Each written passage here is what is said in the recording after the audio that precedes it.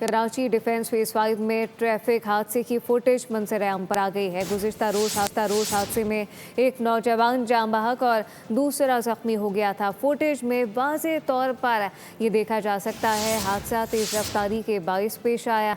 हादसे की फुटेज देखी जा सकती है। गुज़िश्ता रोज़ ये हादसा पेश आया। तफसीलात क्या है, खुरम गुलजार से जानते हैं। जी खुरम।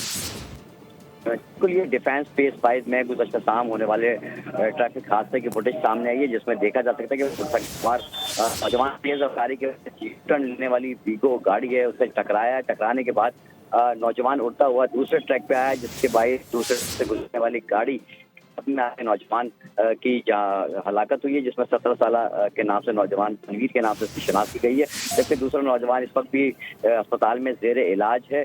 पुलिस हुक्काम का कहना है कि वाकई की जो फुटेज उससे वाज़े तौर पर देखा जा सकता है कि हादसा जो है वो नौजवान की जानिब से तेज लापरवाही की वजह से आया था।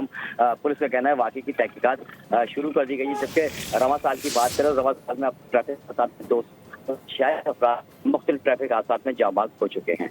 वाक़ई की तहकीकात जारी है। खुरम गुलजार अपडेट कर रहे थे, आपका शुक्रिया।